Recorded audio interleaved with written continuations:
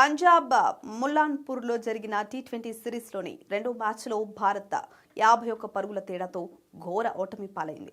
దీంతో south Africa సిరీస్ను 1-1తో సమం చేసింది. ఈ మ్యాచ్లో టీమిండియా బౌలర్లు పెద్ద మొత్తంలో పరుగులు సమర్పించుకున్నారు. ఆ తర్వాత బ్యాటింగ్కు దిగిన భారత జట్టు ప్రదర్శన అధ్వానంగా ఉండడంతో హెడ్ కోచ్ గౌతమ్ గంభీర్ మరోసారి విమర్శలకు గురయ్యాడు.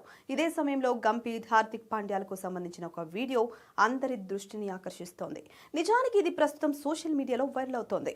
మలాన్పూర్ మైదానంలో ఓటమి తర్వాత భారత్ డ్రెస్సింగ్ రూమ్లో ఉద్రిక్తతలు కనిపించాయి. మ్యాచ్ తర్వాత నుంచి పలు వీడియోలు సోషల్ మీడియాలో తెగ వైరల్ అవుతున్నాయి. తాజాగా సోషల్ మీడియాలో చక్కర్లు కొడుతున్న వీడియోలో ప్రధాన coach Gautam Gambhir, team India star all rounder Hardik Pandya మధ్య జరిగిన వాడివేడి సంభాషణను చూపిస్తుంది.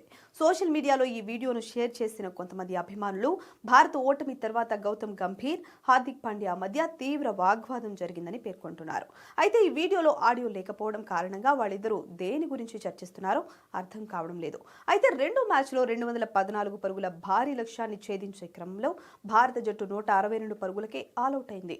ఈ మ్యాచ్లో శుభ్మన్ గిల్ తన ఖాతా తెరవలేకనే పోయాడు. మూడో స్థానంలో బ్యాటింగ్కు వచ్చిన అక్షర్ పటేల్ 21 బంతుల్లో 21 పరుగులు మాత్రమే చేశాడు.